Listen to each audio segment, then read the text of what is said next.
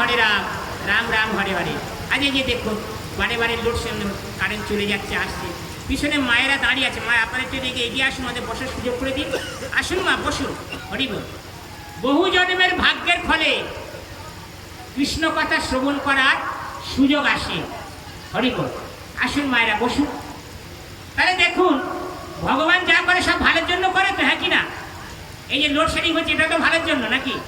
হ্যাঁ, মনে মনে ভাবছেন বাবারে কারেন্ট চলে যাচ্ছে আর বাজে বাজে অনুষ্ঠানে বিঘ্ন ঘটছে, সেটাও ভালোর জন্য, এটাও ভালোর জন্য। আর তিনি লীলাময় হরি, তার মনে যে কি লীলা আছে সেটা তিনিই জানেন। হ্যাঁ, সেটা আমাদের মতো জীবের পক্ষে জানা সম্ভব নয়। হরি বল। তা সাধু সঙ্গে গিয়ে ওই রঘু জেলে উনি বুঝতে পারলো জীব হত্যা করা পাপ। যার জীবন আছে সে জীব, তাই না? তাহলে সনাতন গোস্বামী রূপ গোস্বামীকে বলেছিলেন যে ধর্ম বলতে কি বোঝায়? রূপ গোস্বামী প্রশ্ন করেছিল মহাপ্রভুকে। মহাপ্রভু বলেছিলেন কি উত্তর? ধর্ম ধর্ম আমরা সবাই করি তো, তাই না? হ্যাঁ, বলে সবাই ধার্মিক। তাহলে আমাদের মহাপ্রভু কি শিক্ষা দিচ্ছেন? মহাপ্রভুর শিক্ষাটাই হলো শিক্ষা। হ্যাঁ, মহাপ্রভুর যেই মত সেই মত সার, আর যত মত আছে যাক ছাড় খান। তাহলে মহাপ্রভু কি বলেছিলেন? জীবে প্রেম, নামের রুচি, বৈষ্ণবের সেবা। কি বললো? জীবে প্রেম, নামের রুচি, বৈষ্ণব সেবন, ইহার উপরে ধর্ম নাই, শুনো সনাতন। যে জন জীবের সঙ্গে প্রেম করবে, অর্থাৎ জীবকে ভালোবাসতে শিখবে। আমি একটা জীব, সেও একটা জীব। তাহলে আমি একটা জীব সৃষ্টি করতে পারি না। আমি আরেকটা জীবের মারার অধিকার আমার কে দিয়েছে? আমি তো একটা জীবকে মারতে পারি না। আমাকে মারলে যেমন আমার বাবা মা কষ্ট পায়, তেমনি ওকে মারলে ওর বাবা মাও কষ্ট পাবে। এই যে সূক্ষ্ম অনুভূতি, এই সূক্ষ্ম অনুভূতি যতদিন হৃদয়ের মধ্যে জাগরিত না হবে ততদিন সে কিন্তু পাপ কার্যে লিপ্ত থাকবে। এবারে আপনারা প্রশ্ন করতে পারেন, বাবা আপনারা যে শাকসবজি খাচ্ছেন সে কি জীব হত্যা হচ্ছে না? এটা খুব একটা জেনারেল প্রশ্ন অনেকেই করে যে বাবা আপনারা শাকসবজি খাচ্ছেন সেটা কি জীব হত্যা হচ্ছে না? হ্যাঁ হচ্ছে, কিন্তু সেটা ভগবান অনুমোদন করেছেন। গীতায় ভগবান অনুমোদন করেছেন পত্রং পুষ্পং ফলং তৈয়ম যমে ভক্তা প্রযচ্ছতি। তোমরা পাতা, ফল, ফুল, জল আমাকে নিবেদন করে সেবা করো, তাহলে তোমাদের আর কোনো পাপ হবে না। আমি দৃষ্টান্ত দিয়ে বোঝাচ্ছি, বাস্তব দৃষ্টান্ত। মনে করুন এক দেশের সঙ্গে আর এক দেশের যুদ্ধ বেঁধে গেছে। তাহলে আমাদের দেশের যিনি রাষ্ট্রনায়ক তিনি অনুমোদন করছেন অপর পক্ষের সৈন্যদের মারো, মারলে তোমার কোনো জেল হবে না, কারণ রাষ্ট্রপ্রধান অনুমোদন দিচ্ছেন। সে তখন নির্ভয়ে কিন্তু দেশকে রক্ষা করার জন্য শত্রুপক্ষের সৈন্যদেরকে মারবে। তার জন্য তার জেলও খাটতে হবে না, কোনো শাস্তি হবে না। কেন? রাষ্ট্রপ্রধানের অনুমোদন আছে। তেমনি জগতের রাষ্ট্রপ্রধান হলো ভগবান, তিনি অনুমোদন করেছেন তোমরা শাক খাও, সবজি খাও, জল খাও, তবে যেটা খাবে সেটা আমাকে দিয়ে খাও, তাহলে তোমাদের আর কোনো পাপ হবে না। আমি বোঝাতে পারলাম আপনাদেরকে? সাধুরা এটা খায়। আপনি সাধু হয়ে যান, শাক সবজি ফল ভগবানকে দিয়ে পান, আপনিও সর্ব পাপ থেকে মুক্তি পাবেন। ভগবানের ভক্তদের যে কর্মের ফল সেটা ভগবান নিয়ে নেন, আর যারা ভক্ত নন তাদের যে কর্মের ফল নিজেকেই ভোগ করতে হয়, সেটা ভগবান গ্রহণ করেন না। বুঝে গেল? তাহলে এই যে সূক্ষ্ম অনুভূতি, জীবে প্রেম, আমি এক জীব আর এক জীবকে হিংসা করব না, আর এক জীবকে ধ্বংস করব না, আমি জীবের সঙ্গে বন্ধুত্ব করব, এই একটা অনুভূতি। নামেতে রুচি, হরি নামে যাদের রুচি আছে তারা এখানে এসেছে, যাদের নামেতে রুচি নাই তারা এখানে আসেন নাই, তারা ঘরে আছে, তাই না? তাহলে নামেতে রুচি অর্থাৎ অনেকের প্রতি রুচি থাকে, কেউ মিষ্টির প্রতি রুচি থাকে, হ্যাঁ তাই না? আর কেউ আবার দেখা যাচ্ছে অন্য ভালো ভালো পদের প্রতি রুচি থাকে, তেমনি হরি নামেতে রুচি।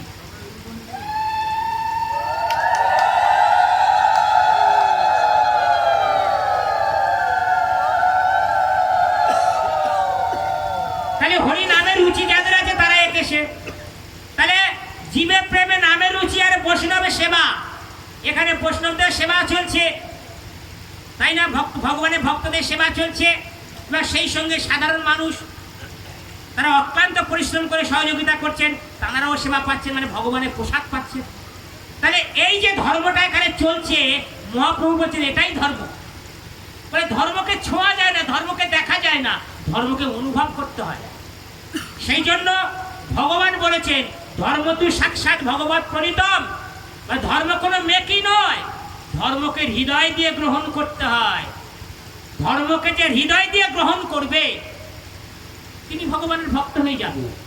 ধর্ম তুই সাক্ষাৎ ভগবত প্রণীতম, ধর্ম স্বয়ং ভগবান থেকে এসেছে, ধর্মকে তৈরি করেনি।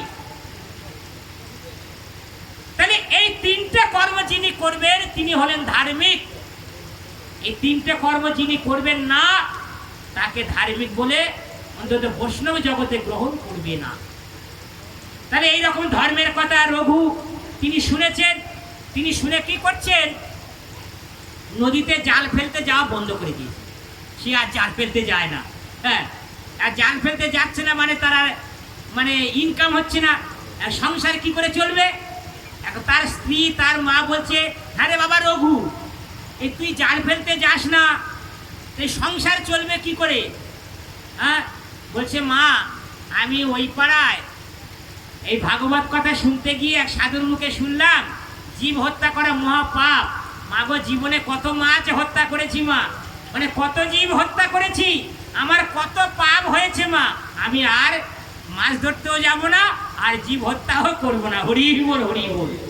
তখন তার স্ত্রী একদম রেগে গিয়ে গালমন্দ করা শুরু করে দিয়েছে, হ্যাঁ আমাকে বিয়ে করে এনেছো, আমরা খাবো কি, আমরা না খেয়ে মরে যাব, এটা কি তোমার ধর্ম? বলি মা আর বোর চাপেতে পড়ে আবার নতুন করে ফের জাল ফেলতে গেছে। অনিচ্ছা সত্ত্বেও নদীতে গিয়ে জাল ফেলেছে।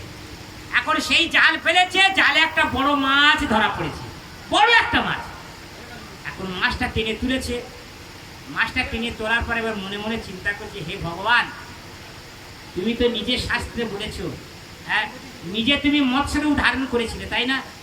ভগবান মৎস্য অবতারে তিনি শঙ্খ চুর দৈত্যকে নিধন করেছিলেন।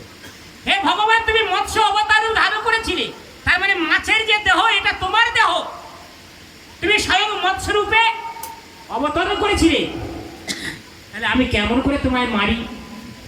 আর সেই মাছকে মারতে যাবে এমন করে ভগবানের কাছে বলছে, হে ভগবান আমি কি করব, তুমি এখন উপায় বলে দাও। এরকম চিন্তা করতে করতে করতে এবার বাড়ির কথাও মনে পড়ছে, আমি যদি মাছটাকে না মেরে বাজারে বিক্রি করি মাও খেতে পারবে না, আমার স্ত্রীও খেতে পারবে না, আমাকে তো বাড়ি ঢুকতেই দেবে না। এখন এই কথা চিন্তা করতে করতে যখন সেই মাছের গলাটা টিপে মারতে যাবে এমন সময় সেই মৎস্য মানে মাছ বলছে, রঘু রঘু তুমি ভুলে গেলে আমি মৎস্য রূপেতে এই পৃথিবীতে অবতরণ করেছিলাম, হ্যাঁ আমাকে তুমি সাধারণ মাছ ভাবছো? শোনো রঘু, আমাকে রক্ষা করা হলো তোমার কাজ, আমি এখন তোমার কাছে আটকে পড়েছি, জীবকে রক্ষা করা হলো ভক্তের কাজ।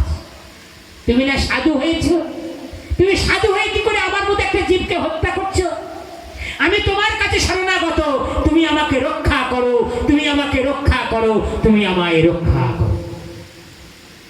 রঘু কি করবে বলুন? মাছ কথা বলছে। এখন এই যে মাছ কথা বলছে তখন রঘুর মনে খুব বেদনা দেখা দিল। আমি কি করবো? দুই দিকে টান, একদিকে জড় সংসারের টান আর একদিকে ভগবানের প্রতি ভক্তি। জড় বিষয়তে যতদিন আসক্তি থাকবে ভগবানের নামে ততদিন বিরক্তি ভাব আসবে, আর ভগবানের নামে যখন আসক্তি আসবে জড় সংসারের প্রতি তখন বিরক্তি ভাব আসবে। প্রেম সে বলো রাধে রাধে। বোঝা গেল? ভগবানের প্রতি আসক্তি এলে জড় সংসারের প্রতি বিরক্তি আসবে, আর জড় সংসারের প্রতি আসক্তি থাকলে ভগবানের প্রতি বিরক্তি ভাব আসবে। দুটানায় পড়ে গেছে রঘু, কি করবে? তখন তিনি বলছেন, ঠিক আছে, ওই মৎস্যটাকে নিয়ে একটা গভীর জঙ্গলের মধ্যে গেলেন। গভীর জঙ্গলের মধ্যে গিয়ে সেখানে একটা ডোবা মতো খুলেছে, খুলে পাশে নদী ছিল, নদী থেকে জল তুলে এনে সেই ডোবায় দিয়েছে, ডোবায় দিয়ে মাছটাকে ছেড়ে দিয়েছে। মাছ তখন সেই ডোবাইতে খেলা করছে, ঘুরছে। আর রঘু তখন কি করছে, ওই ডোবার পাশে বসে তিনি ভগবানের ধ্যানে বসে আছেন, ভগবানকে ধ্যান করছে। হে কৃষ্ণ করুণার সিন্ধু দীন বন্ধু জগৎপতি, গোপেশ গোপিকা কান্ত রাধা কান্ত নমস্তুতে, তপ্ত কাঞ্চন গৌরাঙ্গী রাধে বৃন্দাবনেশ্বরী, বৃষভানুসুতে দেবী প্রণমামি হরি প্রিয়। ভগবানের ধ্যানে রঘু বসে আছে, সংসারের কথা ভুলেই গেছে।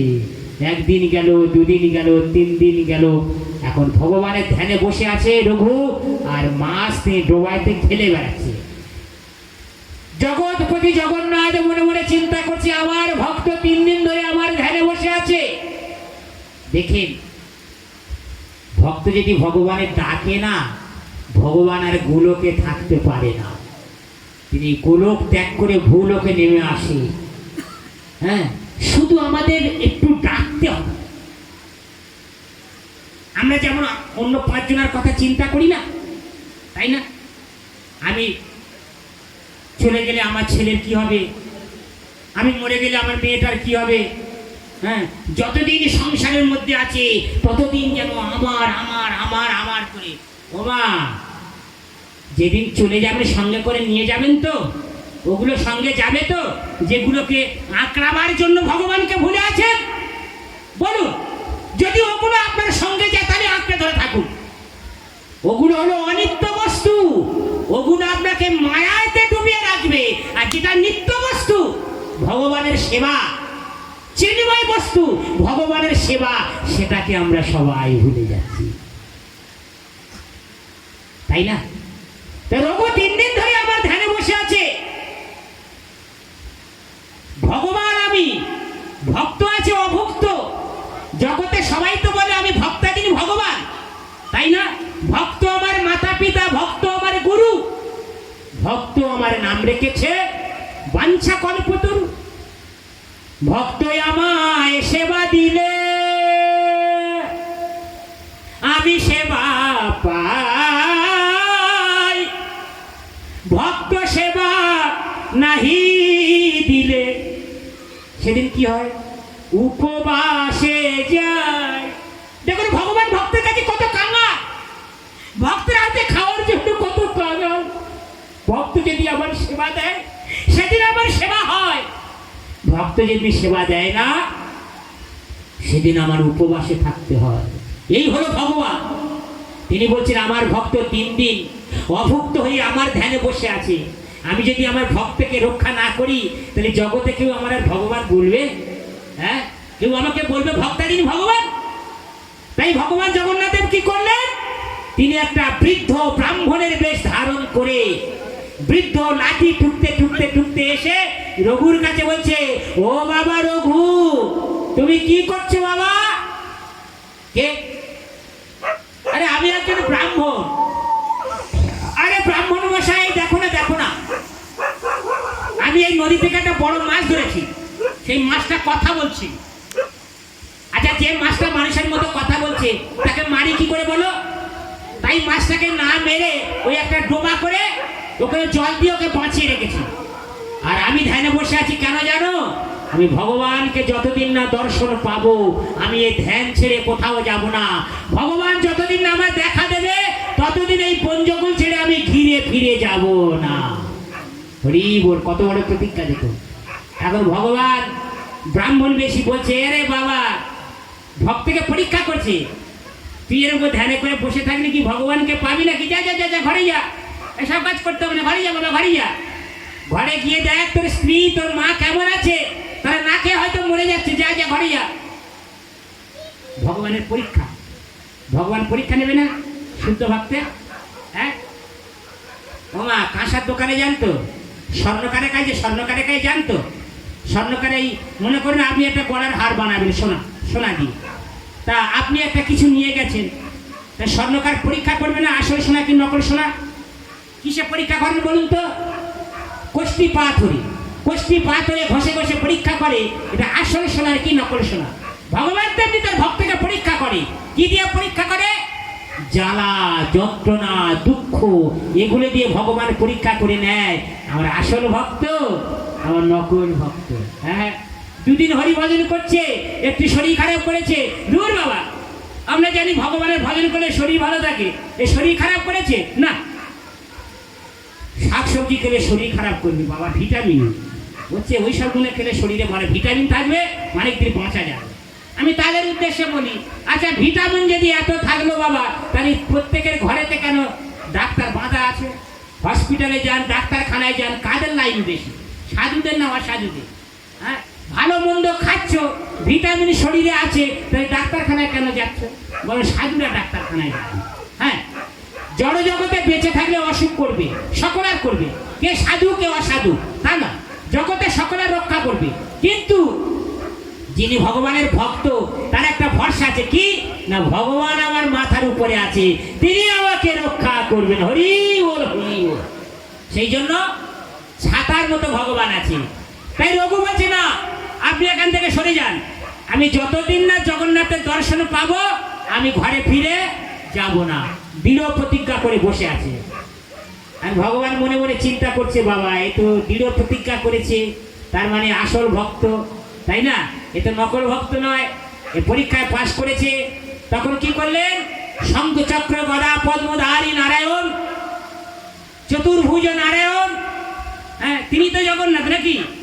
হ্যাঁ, যেই গৌর সেই তো কৃষ্ণ, সেই তো জগন্নাথ, বাসুদেব ঘোষ কহে করি জোড়ো হাত, বলে যেই গৌর সেই কৃষ্ণ, সেই তো জগন্নাথ, তাই না? তাই চতুর্ভুজ নারায়ণ রূপে রঘুর সামনে দেখা যায়। রঘু দেখো বাবা, যে রূপটাকে দর্শন করার জন্য তুমি ধ্যানে বসে আছো, যাকে দেখার জন্য তুমি কঠিন ব্রত গ্রহণ করেছো, তুমি একবার নয়ন মিলে তাকাও। তখন সে রঘু বিহারা তিনি তার এই নয়ন মিলে যখন তাকালেন, তখন দেখছেন শঙ্খ চক্র গদা পদ্মধারী নারায়ণ, শঙ্খ চক্র গদা পদ্মধারী নারায়ণ, শঙ্খ চক্র গদা পদ্মধারী নারায়ণ। নমো ব্রহ্মণ্য দেবায় গো ব্রহ্মণ্য হিতায় চ জগদ্ধিতায় শ্রীকৃষ্ণায় গোবিন্দায় নমো নমো। পাপহং পাপ কর্মহং পাপাদমা পাপ সম্ভবা তাহি মগে পুণ্ডরীকাক্ষং সর্ব পাপ হরো হরি। আমাদের সর্বপাপকে হরণ করে নেয় হরি, তাই তার আর নাম হলো হরি। পাপ হরণ করে নেয় বলে হরি, ঠিক আছে? তাহলে এই জগতে অনেকে আছে টাকা পয়সা হরণ করে নেয়, জায়গা জমি হরণ করে নেয়, কিন্তু ভগবান ওসব হরণ করে না। মানে ভগবান তোমার এমন জিনিস হরণ করে নেবে যাতে তুমি পবিত্র হয়ে তার ছেলে তার কাছে ফিরে চলে যেতে চাও। প্রেম সে বলো রাধে রাধে। তাই যখন ভগবান দেখা দিলেন, তখন রঘু তো ভগবানের রূপ দেখে একদম বিস্মৃত হয়ে গেছে। হে ভগবান, এই তোমার রূপটা দেখার জন্য আমার এত সাধনা, এত ভজন, প্রভু কৃপা করে তুমি আমায় দেখা দিয়েছো, তুমি এত কৃপাময় হে জগন্নাথ, জগৎপতি, জগতের নাথ। প্রভু আমি যখন তোমার কৃপা পেয়েছি,